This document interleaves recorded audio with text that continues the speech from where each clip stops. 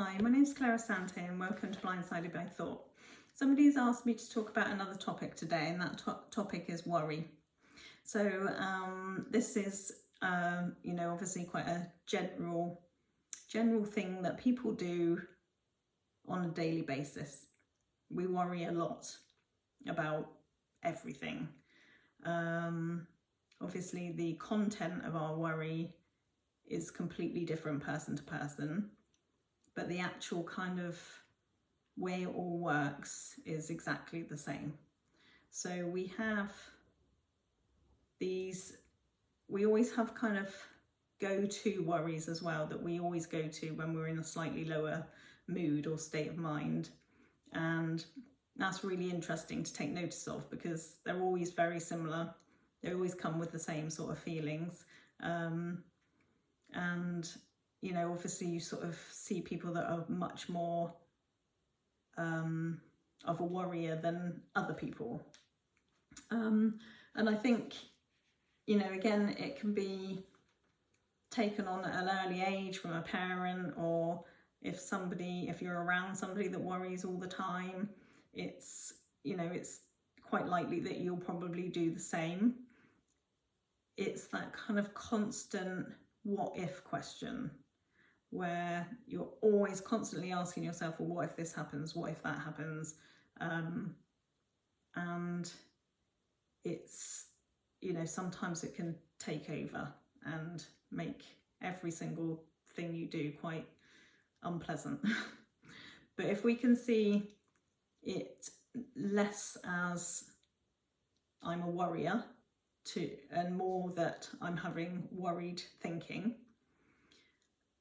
then it feels less sort of compelling and that there's something wrong with us. So if we have a thought over and over again, it turns into some kind of belief. So it becomes more sort of solid.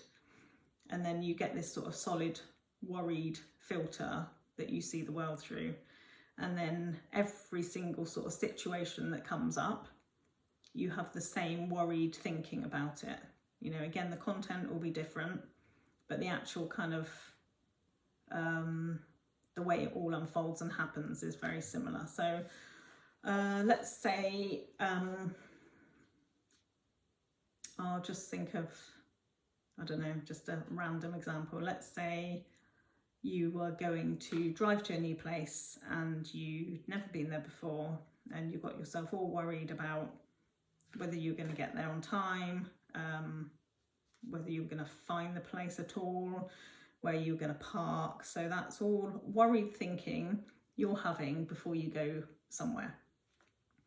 So it will be, and the thing is, when you do this sort of as a general kind of just what you do as a human being, and you've taken this as kind of, this is something that it's become a habit for you, that you have worried thinking about anything that you're going to do, then as soon as you find out that you're going to this place, you'll start to have that worried thought come into your head. And it might just start as, okay, I don't know where it is. What if I don't find it? What if there's nowhere to park? And then I might be late. And then that'll be awful because then my children will be late for whatever it is they're doing.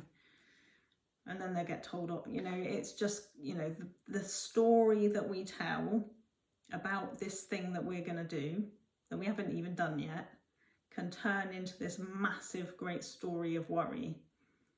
But by being aware of that's what's going on, when you have that first thought of, oh, I've never been there before, or what if I don't find it?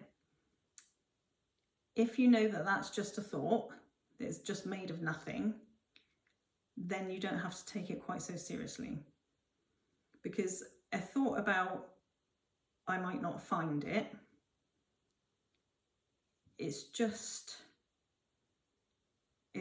no truth to it. There's no truth to that, because you're not even on the journey. You're just in a worried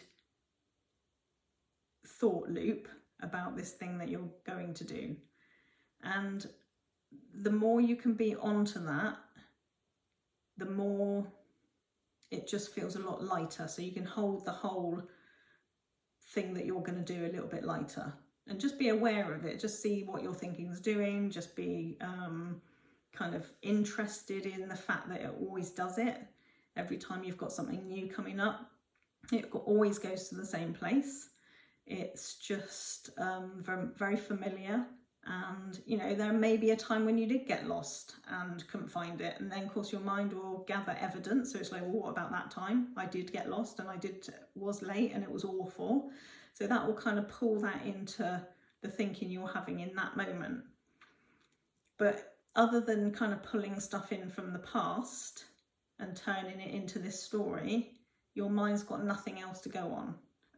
And I think you've just got to keep bringing yourself back to what's true now. Okay, I'm just sat in my chair thinking about something that I'm going to do at some point. There's no more to it than that. And then when you're not doing that kind of whole thought loop where your mind is just taken up with this over and over again thinking that we're having, that's when you get the common sense that pops up. Like, okay, I'll check on Google Maps. I'll do this. I'll, you know, make sure I leave on enough time. You know, all those kind of helpful, practical things that just kind of can happen. And it's just, you know, just being aware of the fact that it's just thought. And the only time we really suffer from thought is when we completely buy into it. And you know how you kind of start, when you get into a proper sort of worry loop, you get very kind of focused. So it's just here, feels quite heavy. But if you can just sort of zoom out a little bit and just think, okay, that's just what my mind does. It just does the same thing every time.